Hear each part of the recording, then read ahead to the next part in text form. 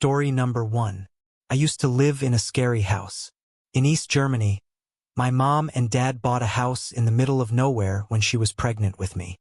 My mom worked at a mental hospital an hour away, and my dad couldn't work because he was disabled. My dad was always left home by himself, which he didn't like. He told my mom that he heard voices and footsteps, saw things move, the TV changed channels, and other things. "No, you're just stressed and tired," was always what my mom told herself, and it's still what she tells herself today. She thought it was because of his medications for his heart defect, diabetes, and very strong painkillers. When I was born, my dad was too scared to let me sleep in the attic, which was supposed to be my room.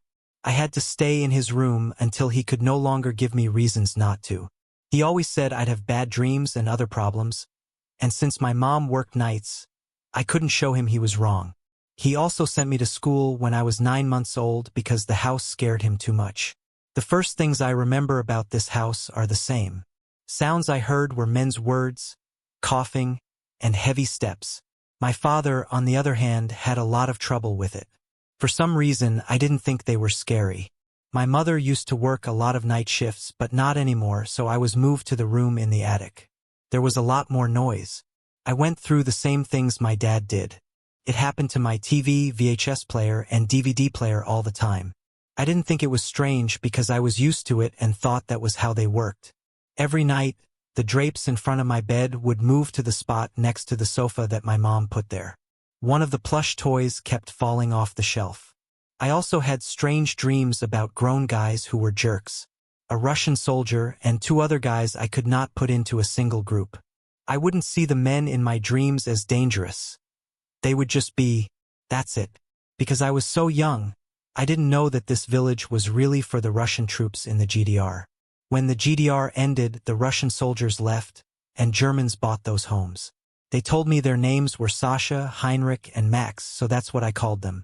The woods are dangerous, and Sasha and Max always told me not to go there by myself. I didn't ask about it because there was no reason to. People in my neighborhood always watched me when my dad was in the hospital and my mom was at work when school was out. I was 4. Also, the 3 of them would always tell me not to talk to certain neighbors, which meant almost all of them except the ones who watched me often. Again, why would I doubt that? For years old, having nice neighbors was fine, and those 3 were always nice. My mother once said that I went through the same thing that my dad did. So she asked my dad and me different questions. They were named, and I told her what they said and how they talked. I told them, "I know a shortcut," when we were both on our way to the beach. We had a secret beach that you can't even see on Google Maps because it's part of the military base next to our house. No one really knew. Not her, not my dad, not the neighbors, and not even her. But I found a way to get her there through the bush. I knew where to step and where not to step. What in the world could be in a forest next to a Russian military base in a war-torn area? Right on. Mines on land. I never hit one and saw one go off until I was 12. We did find a lot of people who stepped on those mines, though. Sasha told me. I told my mom when she asked where I learned it. At that point, she did become suspicious and look into it. The first cop who lived there and died had a heart attack. People named Max and Heinrich moved there and then died. Also, Heinrich was very old. Max's mom had to do more work because she bought the house from the bank. The person who lived here before us killed himself. Max. For years, I saw and heard them. Then, it got quieter until I moved into my dad's room after he died. But I always felt like someone was watching me in that room, from where his bed was in the corner. Maybe I'm just paranoid. I'm 9 years old now and can think straight. There's nothing there. What about those steps? These aren't the steps he took when his feet hurt. No. This is the house settling down. After all, it's a wooden house. Sounds at 2 a.m.? Playing with your mind. Do things move? It has to be my ADHD. I often forget how old I am and look for the remote that I have in my hand. Another few years go by and I have a friend over. We chose to stay in the upstairs and watch Harry Potter on my old TV from the 1980s, which had a DVD player. The TV turns off. It must be the wires. The light comes on. The switch might not have been fully flipped. The TV turns on again. But Nupagati is now playing on my VHS. That thing scared me when I was a kid, so it's not new. That's what I did while my friend got quiet and called my name while looking at the door with their eyes. I put a cover over the mirror on the chimney. When I was a kid, I painted on mirrors because they scare me. What? I swear there's someone standing there. You see things? No, I don't. That's a Russian. Very funny, German. I thought she was joking because she always called me Russian. My mind went to the fact that I was the only Russian kid in my grade school. Look, he's staring right at us. It scared me, so I turned around and don't see anything. You see someone? Yeah. How do you know he's Russian? 'Cause of the uniform. You see him. Uniform? What the hell would she think of my made-up friends? At least I thought they were just made-up friends. As a joke, Sasha, leave. A horrible joke. Then she looked at me, grabbed her things and ran back down the stairs. Then she told me the Russian did nothing but nod and walk away. She swore she would never go back to my attic and slept in a tent in the backyard that night. What the hell did she mean when she said she saw my childhood fantasy friend? My mom asked her about it at some point, and after a very long time of talking, she told her what she saw. After we dropped off my friend at her house the next day, my mom parked her car and told me that those people were real. She thought they were, but when she saw my dad looking at her in the hallway, she changed her mind. Many years after he died, she told me she yelled at him to leave, and he did. He went back to his room where he died, and then it became my room. Let's just say that when I get that house, it goes straight back to the bank. I still don't know what the hell is going on with it. Because what do those guys in the attic want if it was really ghosts? Why are they there? Why did they look at my friend? I couldn't see Sasha, but she could. But why did he just nod and leave her alone if he was bad? I feel watched every time I go up to the attic. I feel like someone is watching me every time I'm in my room. Those footsteps and words in the attic are still there for me to hear. He might have been stumping to get the blood going when he heard those footsteps in my dad's room. I don't care, though. I don't want to see him. I think I'd feel the same way my mom did when she saw him. I'm not going to keep this house, though. This house has always had a problem. Costs a lot to keep up, and I don't want to see ghosts. Story number 2. After first class every day, I see a hallway I have never seen before. It was weird today. I don't know if I dreamed it or not, but I need to write it down. I was in AP Language Arts class early this morning. Usually, when I leave first period, I have to go through a pretty long and crowded hallway full of stomping, angry teens who are trying but not planning to get to second period. I have gym second period, and the way to get there is down a long hallway. At the end of the hallway, I go outside. After going around the courtyard and making a right, I always take a close look at the halls around me because they look so strange every day. But this hallway didn't even have lights. There are no light panels or anything. On the left, 2 doors slowly opened, and at the end of one of them was a scary-ass thing. I feel sad in my heart, but I keep going. No one else noticed.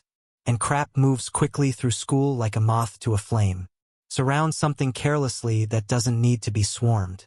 Still, I'll write it if I see something else. I saw it again. That is, the hallway. But this doesn't make sense. Let me begin with the beginning. As I was leaving first, my heart was rushing. I walked by where the hallway used to be, expecting to see that figure moved or something, but it got worse. The hallway wasn't there. When my heart rate went back to normal, I felt a wave of heat go through my body. I looked up and saw a huge e-copy and pasted on the roof, perfectly vertical to the roof. When I was 17, I saw a whole new world as a 6 feet 2 inches skinny boy. Too creepy for my eyes to take in and too evil to move. As people walked by, one girl on her phone hit me hard in the back, throwing me off balance. I quickly caught myself in the event that I was in school. That was not the case for her. She fell to the floor and dropped her prone. I reached for her phone to help, but before I could say sorry, she grabbed it from my shaky hand and ran quickly to the end of the normal hallway, pushing people out of the way as she went. So I didn't look back before I could look up again. I got a strong shock in room. I'm taking attendance for second period while standing in the gym. I know you won't believe me, but I just can't get over the fact that I forget how I got to second period. It was almost like I woke up from a dream about being paralyzed. I believe the girl I ran into was my first period, so I'm gonna try to talk to her. Maybe we can find out what it is together. I'll try again tomorrow. I'm gonna write about my talk with the girl and my thoughts the next day in this log so I can get them together. Girl, hey, quickly come here. Me, well, I needed to talk to you too. Did you see it? Girl, yeah. I can't believe a rat moved the ceiling tile yesterday. It scared me to death. This school really is a bunch of trash. Yeah. I didn't even know what I was looking at, I said. What we talked about after that was dull. Mostly her talking about how scared she was of rats more than anyone else, which she was. In all honesty, her rant about rats didn't really take my attention away from the problem that was growing. She didn't see the hallway. Am I crazy? Or does she have something dark to hide?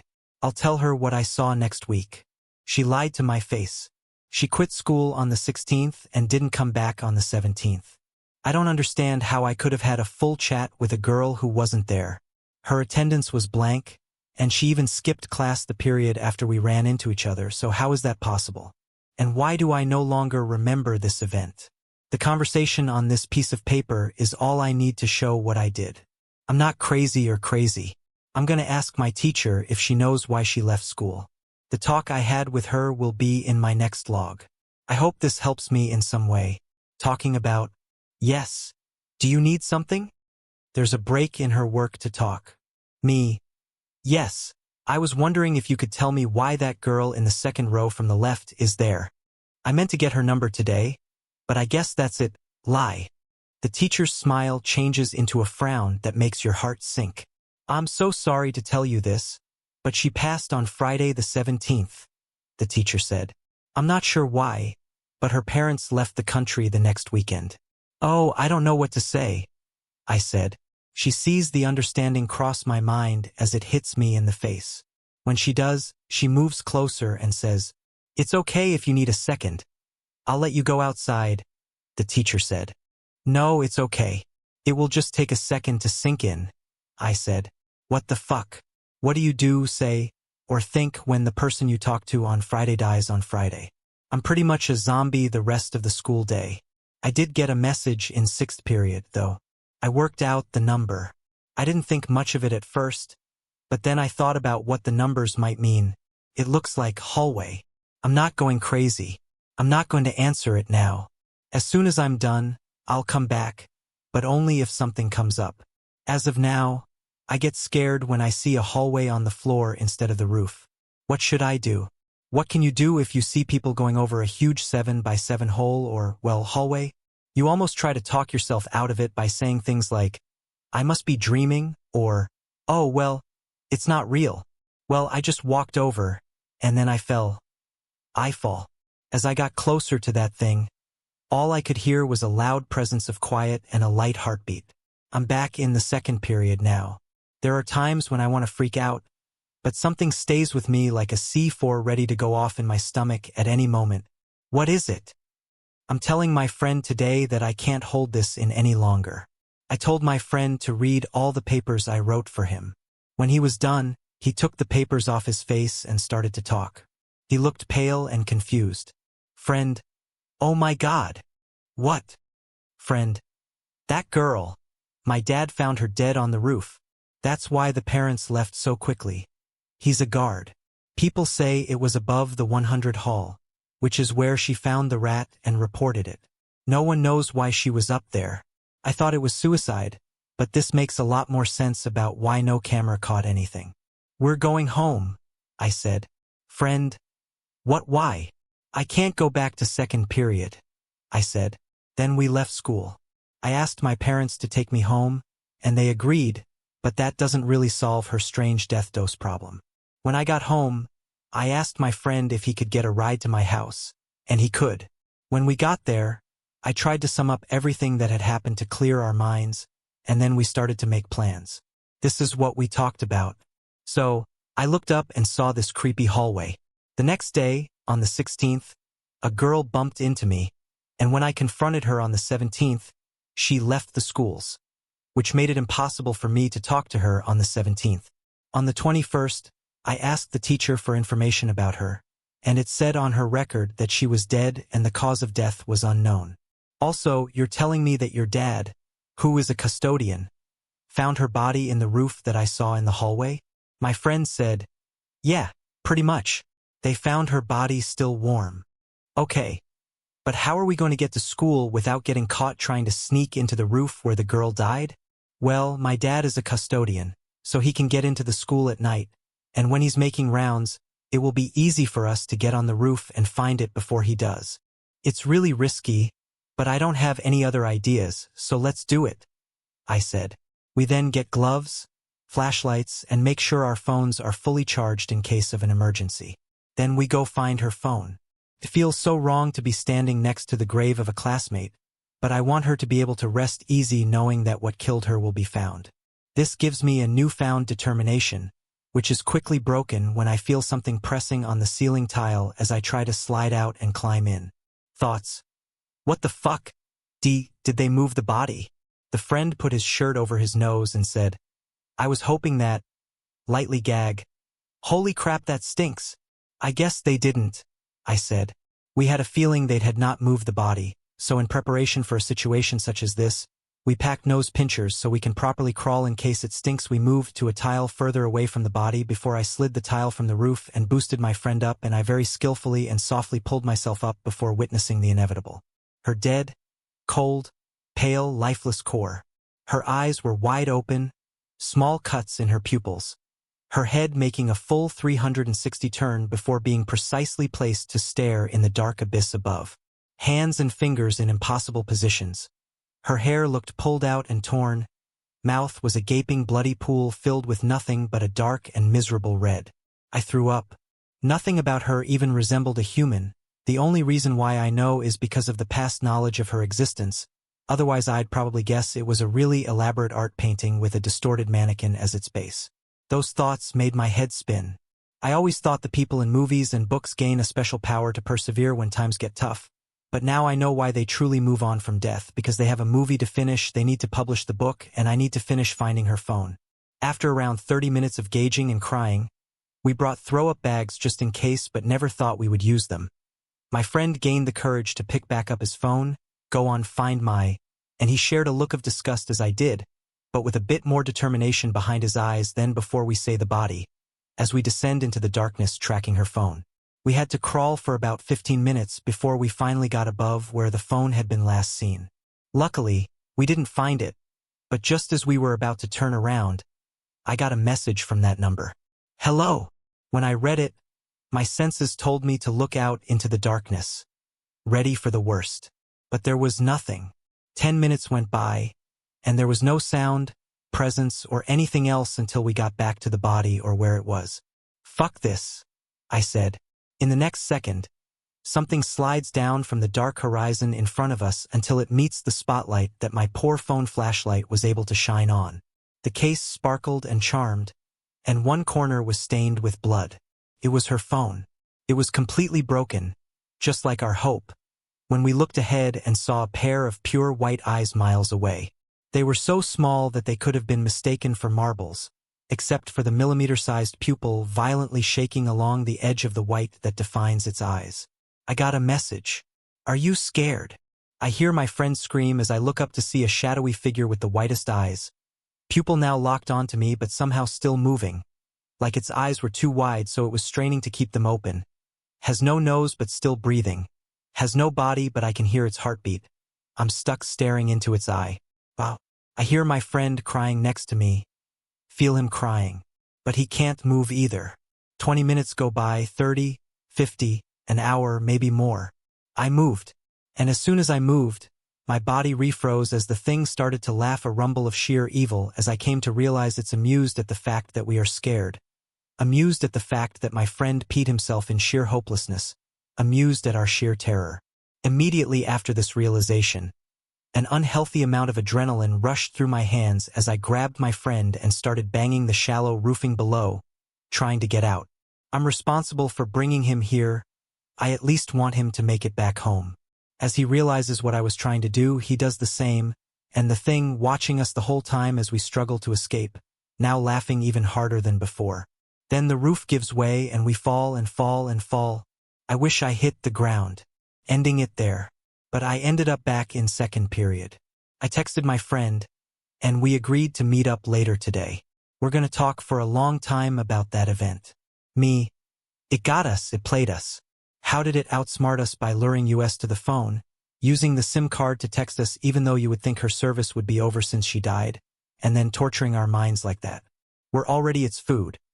By making us scared and curious, it learns and has fun playing with us at the same time. It's learning, so what next? Asked the friend. I don't know, I said. Friends, if what you said is true, then how can we beat something that not only feeds off of us by trying to figure out what it is, but also just loves to play with us? It's strong enough to kill us, so doing anything is pointless. Caring is pointless. We're losing this battle. Yes, this is just a guess, not a truth. To show that your theory is wrong, everything has an end. This one is just a little harder to reach. What should we call it? Since we know it will be with us for a while, we might as well give it a name. Friend, what about despair? That's how I feel whenever I think about how to beat it. Sure, let's go with despair for now. I might come up with a better name later, I said. Friend, anyway, what should we do now that it's over?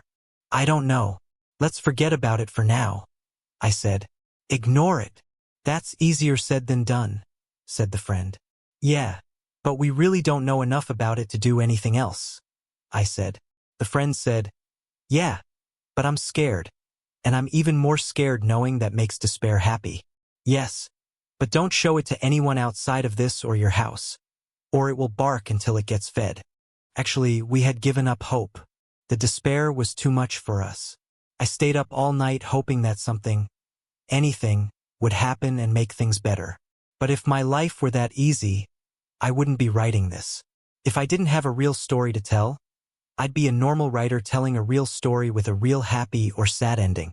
But this is real despair. Tomorrow is another day. My friend and I were supposed to meet up at his place to watch each other's backs because we always feared being alone on the weekends. I don't know, we felt like we could be picked off one by one if we stayed alone.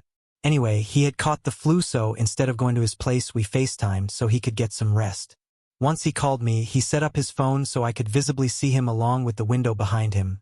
We're paranoid, and he went fast to sleep. I set my phone to the right of my monitor on my desk so I could play the game and occasionally check up on him in case something happened. Nothing ever did before, but today I fully understood everything. My eyes glance at the phone as I hear my friend sneeze. What I saw, however, was a pure red figure, bony, curled up laying on top of my friend, hands and legs intertwined as its hands rubbing his forehead rapidly. Its eyes were the size of a penny, but only one was in its sockets. Its focus was on my friend, but it never looked away from the camera. My friend turns, due to uncomfortability, and upon doing so he lets out a big series of coughs. However, the root of these actions was caused by the now elongating demon that grows to cause discomfort and keeps a steady supply of mucus pumping into him using a very large and fleshy tube attached to its stomach. Jamming it down his esophagus, and almost as it derives pleasure from this, starts salivating on his sheets, but never losing eye contact with me. It showed me the truth, showing me the root problem, showing me the answer that hurts to accept more than it's worth. Demons have been roaming the earth ever since the earth was created, but I can see through their deception. Somehow, I can see the demon known as the flu. This changes everything. Like I said, I wouldn't have wanted to post this if I didn't like how it ended. But that's okay, 'cause it's only just beginning. Story number 3. The Whistler. I love my job. I've been here for about 5 years, and really feel like the work I do helps people. Feeling like the time you put in really makes a difference in the community motivates me more than anything else. My organization isn't huge, but we have a few different locations. I work on the 6th floor of a building downtown that we've been leasing. My office window faces the state government building across the street, and I often catch glimpses of people working inside, going about their day. We're on one of the busier roads in my little city, so there's always a hustle and bustle. I'm lucky that we have our own gated parking lot, so I never have to hunt for street parking. The building owners have changed hands somewhat recently, so only a couple floors are currently occupied. The layout is a large U-shape with offices, including mine, along the outer edges, and a conference room and break room in the center. The elevators and bathrooms are at the bend of the U. Most of the remaining staff work on the opposite side, but the other floors of the building are nearly empty. I always thought, hey, more parking for me, right? My office has also been closing down because of budget cuts. I guess there's never enough money for good work. Our lease isn't up for another couple of months, but the staff has already started moving to our main office building just outside of downtown. As planned, I'll be one of the last to leave as they find room for everyone. Lately, people who work from home often leave me alone on my floor, but I don't mind. I can play my music a little louder and get work done without being interrupted. I've been by myself for 3 days in a row. I honestly believe I'm the only person in the building, as I didn't see any cars in the parking lot and no one had checked in at the digital sign-in tablet by the elevators for days. At first, I liked the peace and quiet. I could play my stomp and holler music and concentrate. But then strange things began to happen, and now I'm afraid to go back. The other day, I heard whistling coming from the far end of the hallway. At first, I thought someone had come in without signing in, but when I left my office, the hall was empty. The lights flickered, and there was an eerie silence. It was like walking into a room full of people talking about you, and then they all stop and stare at you. I decided it was time to leave, packed my things, and left. That night, I texted a coworker who had been moved to the main office. He was confused, and he said he hadn't been transferred yet. I asked him what he meant, but I never heard back. The next morning, I called another former floor colleague, and I could hear the phone ringing down the hall. It looked like the line was picked up, but there was no answer. Maybe no one had been moved. They were just working from home. I thought I must have misunderstood and didn't see anyone, but something just didn't seem right. In the evening, the whistler came back, this time louder and moving like someone was pacing. My office door opened by itself, and the air felt strange, like before a storm. That's when I saw the man across the street in the government building. He was in an office, staring at me with wide eyes and a pale face. He pressed his hands against the glass and spoke something I clearly couldn't hear. Then he pointed at me, then he pointed behind me. I turned around and saw nothing. When I looked back at the window, he was gone. I couldn't stop shaking. I walked around the U and went into every office. No one was there, and it looked like they had been gone for a while. I decided to leave early again because I was either too busy or going crazy, and I didn't have time for either. It was hopeless when I got to work this morning. The parking lot was covered in fresh snow, with no tire marks or footprints visible. I tried calling building security, but the line was disconnected. I went down the stairs to check out the main lobby, which was empty. When I got back to my floor, my office door was wide open, papers were all over my desk, and my computer screen flickered before turning off completely. The whistle came again, this time sounding like it was coming down the hall toward me. It was a relief to see another person when I rushed to the main office and barged into my boss's office. He was in a conference room meeting, but I could see him through the glass wall that separated it from the hallway. I checked with HR, but there was no record of my team moving to the main office, and no one knew where they were. I told them I texted someone a couple of days ago, but hadn't heard anything else. They seemed unconcerned, and they said they'd let me know when we would start the location transfer. As if what I was going through and the missing team members weren't a problem. There was still no room for me at the main building, so they expected me to be back in my office tomorrow. It's now 9 p.m., and I'm scared. I have to go in tomorrow morning because I can't afford to lose my job, but I don't know what I'll find there. I think I won't be alone in that building, and I hope I can leave again this time. Story number 4. The Mushmel Tunnel. My girlfriend and I chose to go to what is called the most haunted town in Australia. Since we lived only an hour away, we thought it would be the perfect time to check out the famous mushroom tunnels, which are one of the most haunted places in the area. We got there around 11 p.m. and had to sneak through a fence bend to get in. There were 3 trails ahead of us, and we didn't know which one led to the tunnels, so we just took the first one. I felt much more uneasy than I thought I would. I had been wanting to visit this place for months, so I should have been excited. Instead, I felt a kind of eerie that I had never felt before. Before we went, I read my girlfriend some stories about the tunnels. A lot of people had seen shadow figures, strange lights, and even satanic cults doing rituals there. As we walked down the first trail, I was already nervous because I thought something might jump out at any moment. But even though it was 99% full moon, we couldn't see anything. When we finally got to the end of the trail, there was nothing there but open fields. We were so mad that we checked social media and saw that we had gone the wrong way. Trail 2 led to the caves. That meant we had to walk all the way back down. When we got back to the starting point and saw the 3 trails again, Trail 2 felt off right away. I thought the first trail was dark, but this one was completely black, like the trail itself was blocking out all light. Our phone flashlight didn't help at all. As we slowly moved forward, a big sign that said, "The Mushroom Tunnels," appeared out of nowhere. I looked at my girlfriend and asked her straight out if she wanted to leave. The energy here was unbearable, and it was the first time I really thought about going back. But then I had a realization. I had been looking forward to this night for months, and now I was finally here. I had to at least step inside. I went back to the tunnel and got a little closer. Suddenly, my girlfriend told me, "That's the tunnel right there." I looked where she looked. I saw it. I ran. That's all I can say about what I saw. My eyes saw something, but my brain wouldn't understand it. All I knew was that I had to leave that place right away. My pale girlfriend caught up to me. She said she saw a figure standing in the middle of the tunnel and looking straight at us. I'll never know for sure if that's what I saw too, but my body responded before my mind could. That wasn't even the scariest part, though.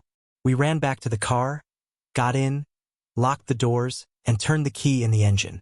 I went to connect my phone to Bluetooth, and then the speakers let out the most horrible, gut-wrenching sound. It was low, distorted, and very unsettling. My lover got sick right away and begged me to turn it off, but I knew I had to record it, so I did. I got as much as I could before turning it off for good. I wish I could post it here, but this sub doesn't allow videos. If you're interested, send me a direct message, and I'll send you the clip. That's the end of our story. It seems like that place isn't done with us yet, though. Story number 5. That July 2020 night. During the COVID-19 pandemic, there was a lot of uncertainty, loneliness, and big changes in people's daily lives. For many, the world came to a stop. Businesses closed, public spaces were empty, and the once familiar rhythm of life was replaced by restrictions, fear, and loneliness. I had a hard time getting used to this new reality, too. Before the pandemic, I was an active and social person who loved spending time with friends and enjoying the nightlife on Pittsburgh's South Side. When everything suddenly shut down, I felt trapped, disconnected, and restless. It was during this state of mind that I had the scariest night of my life on Thursday, July 9th, 2020. I was staying at my cousin's house in Penn Hills, a small neighborhood in Pittsburgh, Pennsylvania. I did this every year when the school year started at Point Park University because my mother still owned our home in Altoona, Pennsylvania. Even though I was with family, the pandemic made me feel alone, and my mother visited often to check on my cousin and me, but mostly me. She knew about my problems, especially my emotional distress and social media posts that showed how frustrated I was with the pandemic. That night, after one of her visits, my cousin left to take care of something, and my mother decided to go with her, leaving my second cousin, my cousin's son, and I alone in the house. My second cousin is a tough guy, and even though we had some problems as kids, he has always loved me. That night, he was in the gaming room all the way into a game. He was often yelling either at the game or at someone online. Sometimes he was being competitive, and other times he was just mad. The noise from his games filled the house, making it feel like any other night. I started doing laundry around 9 p.m. The cycle would take about 20 to 30 minutes, so I decided to go for a walk outside while the machine was running. I had been feeling emotionally overwhelmed because I felt like the world had stopped for no reason. The stress of everything being closed, not being able to see friends, and even the memory of a protest that turned into a riot downtown weeks earlier were all weighing on me. I hoped that a simple walk would help me clear my mind. For a short time, I felt at peace.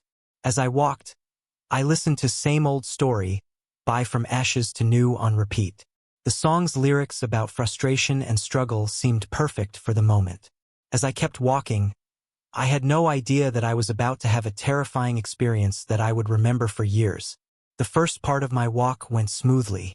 The streets were empty, and the only sounds I could hear were crickets and the rustling of tree branches from time to time. But about 15 minutes before 10 p.m., on my way back home, I came across a small highway that didn't have any streetlights. Trees lined both sides of the road, and the darkness felt thick, almost suffocating. The silence became unsettling, and I became more aware of my surroundings. After that, it happened. A white car came from the opposite direction and slowed down. As it got closer, I got a bad feeling in my stomach. Something wasn't right. The driver's window rolled down, and a man's voice cut through the night. "Put down your money." I was frozen with shock for a moment. Where was my wallet? I wasn't even carrying it with me. But as I got closer, I saw it. The clear shine of metal in his hand. A gun. My reflexes to stay alive took over at that moment, and I didn't think, I just ran. I ran back to the house as fast as I could. My mind was spinning with fear. Was he going to shoot me? Would he turn the car around and chase me? I looked over my shoulder every few seconds, fully expecting to see the headlights of the car speeding toward me. It never did come though. I ran faster than I ever had before. I was wearing long jeans, waterproof boots, and a white shirt without sleeves. But that didn't slow me down. After I got to the house, I slammed the door shut behind me and ran inside. I stood there with my chest heaving and my heart pounding in my ears like a heartbeat. I had just gotten away from a gunpoint robbery attempt. No one knew about it. Someone else in the house, my second cousin, was still yelling in the game room, not knowing what had happened to me. My mother and cousin were out of town, leaving me alone to think about what might have happened if I had made a different choice. Of course I should have called the police and told them what happened, but I was still shocked and didn't know how to start. Plus, I didn't want my mother to have to deal with the stress of knowing that her son had been threatened with a gun that night. This is still going on. She doesn't know what happened. I've only told a few close friends, and I still wonder, what if I had said no? What if I hadn't had my wallet on me? Would I still be here? I think about my second cousin, the cousin who housed me, but most of all I think about my mother, who raised me and still does. I take care of our new house in Pittsburgh to show her that I am a man due to how she raised me. But I still wonder, what if something different had happened that night? That night taught me one thing. Never walk alone at night, especially when it's dark. Always be aware of your surroundings, even if there isn't a pandemic. Walk with someone you trust. Also, if you ever find yourself in a time like this, run. Story number 6. Summer nights are dark. In the early 2000s, my parents would send me to Poland for the summer every year. The first week, I would stay at the house of my best friend and old neighbor. Then, her dad would bring us to my grandparents' farm to spend the rest of the summer. During the weeks, my cousins and their parents would also stay there a lot. Most days, my grandparents, great-grandmother, 5 cousins, aunt and uncle, and I would live there with my friend. There wasn't much room, so my 2 cousins, a friend, and I thought it would be best to camp out in the garden right outside the back room. The room had a patio right outside the glass door, which made it easy for us to get into the house. This summer was like any other. The 4 of us had a great time hanging out around town late at night. We were free to do what we pleased because no one knew when we would return to our tent. The village where my grandparents lived was very far away, and fields of corn and other crops grew between the houses. It was very dark there. So many nights we would lie in the street and look at the stars. One night, there weren't as many people in the house. My friend and 1 cousin were watching a movie in the back room off the garden, while my other cousin and I were hanging out in our tent. We heard footsteps circling our tent, which scared us so much that we stayed still and quiet. Finally, we heard the footsteps walk away, and the door handle of the glass door leading into the back room rattled. My friend and cousin must not have heard it, but my cousin and I decided to peek out and saw a dark figure with a lit cigarette walk away from the door and leave the property. We were so scared that we all decided to stay in the house that night. It turned out that a man had gotten out of a mental hospital a few towns over. He was there for raping and killing his sister. We still don't know who came by that night or what they were trying to do. We're so glad that nothing else happened that night. I still think about that night and what might have happened even though it's been 20 years. Story number 7. Scary true story about Thanksgiving. This is a story told to me by my roommate. It happened 3 years ago in 2022. It was the week of Thanksgiving, and my daughter's boyfriend had invited me and my daughters over to his family's house in Connecticut to spend Thanksgiving there. There wasn't much space in the house, so me and my daughters had to stay in the basement. The only people who lived in the house besides my daughter's boyfriend were his grandmother, his sister, and her husband. A few more family members were supposed to be staying over as well, but since we came late that night, I didn't get to meet any of them. We stayed the first night in the house, and it was finally the morning of Thanksgiving. I normally wake up pretty early, so I was up by 7 a.m. I was the only one awake in the house. I went upstairs to the kitchen and sat on a high chair. I sat for a bit, just drinking some coffee and relaxing before the day began. As I was drinking my coffee, I saw a cute little boy coming downstairs. He was in his pajamas and came downstairs to the fridge to get something to drink. I smiled at him and watched him go back upstairs. I remember thinking about how adorable he was.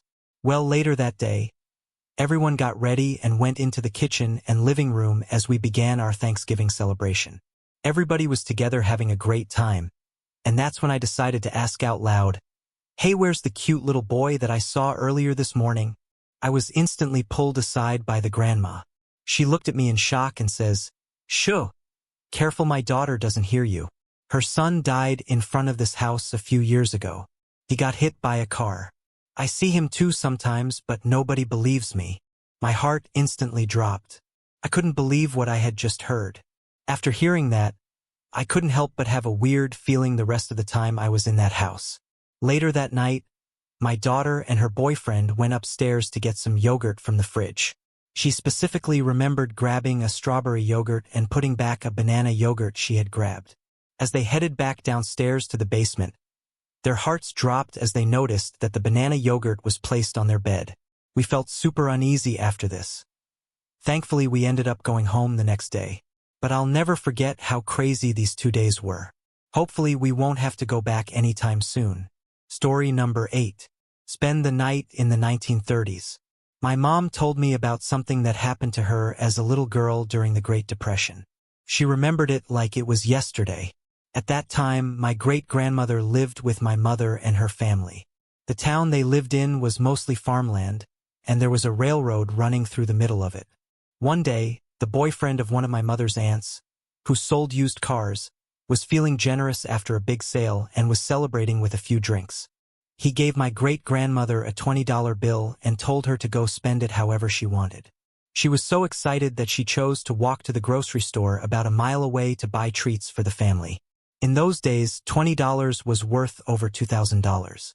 She grabbed my mother's hand and they walked to the store together. These two rough-looking men were hanging out outside the store, but no one paid much attention to them at that time. They went inside and got what they needed. When my grandmother gave the cashier the $20 bill, the two men looked inside and seemed to pay attention to the change she was given. My mom and her grandmother calmly left the store and started walking home across the fields. It was getting dark, and they had only gone a short distance when my great-grandmother turned around and saw a beat-up pickup truck following them. She grabbed my mom and whispered to her to get as low as she could and move as quickly and quietly as she could. They both moved deeper into the cornfield, and at one point my great-grandmother told my mom to lie down on the ground and not make a sound. My mom remembers seeing the light from a lantern or flashlight moving up and down and all around her as she heard the two men still looking for them. As a child, it seemed like hours went by before my great-grandmother told my mom to get up and finish the trip home. In those days, newspapers and the radio often talked about people being raped and sometimes killed for a few dollars or pennies. When my mom told the story, she would still shiver and cross herself for years, thinking about what might have happened to a little girl and her grandmother if those two men had found them in that empty cornfield. Story number 9. A man came into my apartment. I am a 32-year-old woman and I live with my fiancé in Texas. We live in a 2-story apartment complex, on the 2nd floor, on the outside of the apartment gate. We have never had any issues before, even though we aren't on the inside of the gate. We have 2 cats that like to roam around outside for an hour or 2 a day, so I usually let them out when my fiancé is at work. On this day, I can't remember if I locked the bottom lock or just forgot to lock it in general. I was sitting at the table painting and didn't notice the door had quietly been pushed open, and then I see the light on the back wall from the sun, and I turned to see a man had 1 foot already in my apartment. I froze for a moment and just stared at this man that grinned at me and took another step and then another. I snapped out of it and thought, I can't let this man close the door, he is going to kill me. I jumped up and grabbed the closest thing to me, which happened to be an umbrella with a long metal, sharp tip. I hit him with it repeatedly and cut his arm. He still approached until I hit him in the face and screamed at him to leave my apartment. I was not going to go down without a fight. The sharp tip cut under his eye before he gave up and left the apartment. I reported it to the police, to which they came and took a statement, and so far I haven't heard anything back, and that was 3 months ago. Reported it to management and they sent a letter to the residents. The other day, I was talking to my fiancé and I said, that man looked like the man that was stalking me when I worked at the mall. The one who kept coming back to the store and even waited in the dark, empty parking lot until I got off. I told that story, and I'm sure it was the same person. It had been a few years, but I could still remember him. I don't know how he knows where I live, but the police do. I'm scared, but I won't let him win. If he comes at me again, I'll be ready. I won't give up without a fight. I've lived my whole life in fear of my family. I won't let this man win. Story number 10. I believe my friend and I were almost taken away. My best friend Jay and I were hanging out after school and decided to get something to eat at the gas station before going back to her house. This was before smartphones with GPS, but we were 13 to 14 years old and felt pretty brave for ourselves. The gas station was right on the edge of town, and it led off onto a long stretch of dirt roads that went through acres of farms. As we walked along the right side of the street, a white van with no windows slowly pulled up next to us. I immediately thought, oh, this guy is trying to park in his driveway. So we sped up to give him time to turn in. Interestingly, he started to drive a little faster to keep up with our walking pace. We sped up and he did the same. This made me feel really uneasy, and my fight or flight response began to kick in. I grabbed my friend Jay by the arm and stopped us both dead. The van went by us and then started to park awkwardly just a few steps ahead of us. The passenger door opened, and a man who looked sketchy got out. At this point, I was already pulling my friend across the street to the other path while glaring at the strange man who was staring back at us. He then turned around and walked toward the gas station while still staring back at us. Even when we thought we were safe, I couldn't take my eyes off of him. I was scared he would follow us again and figure out where we lived. What's scariest is that it would have been so easy for someone like a serial killer to catch us and dump our bodies in the middle of nowhere, because we were in the middle of nowhere. I just read about a guy in my hometown killing someone and dumping their body in a creek. Yikes. He also parked a long way from the gas station and walked there instead of, pulling up next to the pump. Maybe he did this to avoid the TV cameras. Story number 11. DM and I have a disagreement. Who was right? Hold on, this is going to be long. I'm new to D&D and I'm not sure if I did something wrong that caused the game to fall apart. So I'm here to get some honest feedback. For 2 sessions during lockdown, I played BG3, watched the movie, and watched some YouTube videos from Crispy Tavern. Because I have OCD, learning about D&D became my obsession. I still wouldn't get to play until I heard that a tabletop RPG club was starting up. I joined and met a DM who was starting his own homebrew campaign. It was like X-Men, where anyone who wasn't human was treated badly. When I made my half-orc fighter, I got some red signs right away. I wanted my character to look mostly human so he could pass as human, and one of my goals for him was to learn to love and accept himself. But the DM said no right away, and it was his world, so I didn't push any further. I did push further on my backstory. I wanted my character's parents to keep him locked up as a child. They were bad people who only kept me locked up because if they killed me, they would have to admit they had conceived me, which would be a great source of shame for them. Note, the way the world worked would be that magical mutations could change unborn children into different races, which is why I was half-orc and half-human.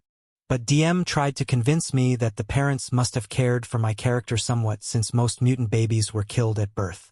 I guess he wanted to add depth to their characters, but the depth would come from my character's sister who wanted to change the world from the inside. Like Professor X, she would be Magneto, and my character would have to decide whether to join her or become Magneto. It was just the three of us, me, the sorcerer, and the rogue, for session 1. 2 players couldn't make it, so it was just the 3 of us. It was great.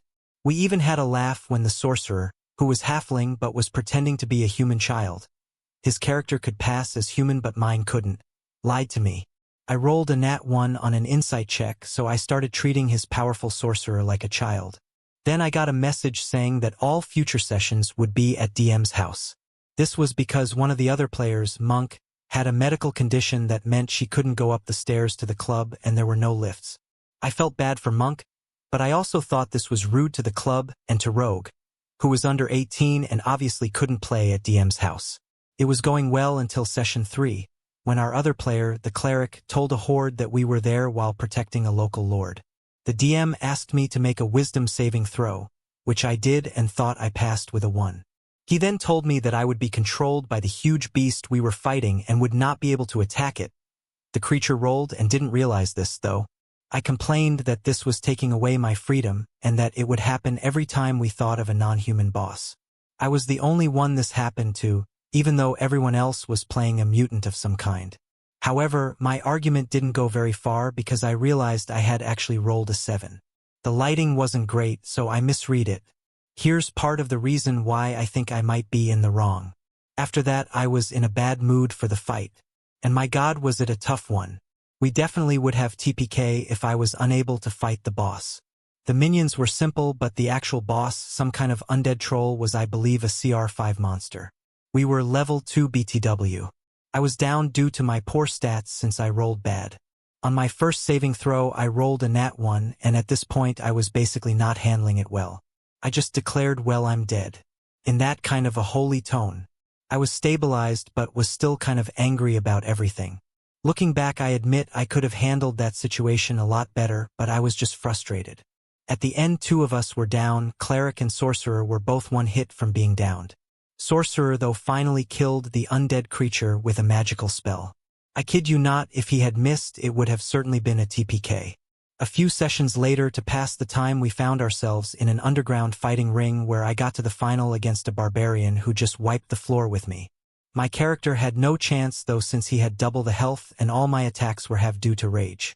After the fight, a guy came up and said that I needed to help him because he bet all his money on me winning his fight and now loan sharks were after him. I gave a loan shark half my money since he said he had information that might prove useful. I told him to spill it when he mentioned that wasn't the only thug after him. I started to walk away since there was no way that my character would trust him at all now. When he gave me some info about the headlord's daughter, I sighed and went along with it since this must be a new plot hook. I get Sorcerer to distract what I thought was the only thug at the entrance, only to find another one stopping my path. I looked at the DM with a what the hell face when he just said, "I told you there were 2. Maybe I misheard him, but what I was really mad about was that I told everyone my plan to distract the thug at the door, saying it would be easy because he was the only guard. The DM never corrected me, even though he knew my plan depended on 1 guard. I ended up leaving the guy because I was low on health and didn't want to start a fight. The DM said this was mean, but I told him he was lying when he didn't tell my character there were more than 1 person after him and I wasn't in a shape to fight. In the end, the Lord's butler frames us for a theft, so we have to run away. Another mutant girl was taken, and since we didn't have any other storylines left, we found her with a group of people who break into cars. I asked DM if he could join, and he said yes. The cleric couldn't make it to 1 session, so we did a horror-themed one-shot. The next session was where we played out the backstory for the monk's character, with the choices we made affecting the story. I felt like the DM rushed us through this session because one of the plot points was that a criminal gang had the monk's best friend. We wanted to do this quietly and not look for a fight. My character, a bard, would have put the twins to sleep when we found out where the monk's friend was. But an NPC who was a father figure to both the monk and her friend went crazy and attacked the criminal leader. I forgot to say that the DM loved to go into too much detail, which isn't always a bad thing, but sometimes it was too much. I kid you not, it took me over 45 minutes to roll the dice for the first time that session. A few hours before the next session, DM told everyone that Monk had to quit the game because he was sick and wasn't enjoying it, so it ended quickly. What I did during that campaign is something I would have done differently. I wouldn't have whined so much in person, and I think I may have talked over some people a few times. Also, I don't want to say bad things about DM because he was a nice guy. He lent me an RPG book based on an anime I really like, and we had fun talking about things other than D&D. Maybe I was the bad player, maybe he was a bad DM, or maybe we were just a bad combination. I'm still new, so if you all think it's my fault, I'll try to grow as a person. I joined a Haunted Curse of Straight campaign and love it. I've gone back to the club.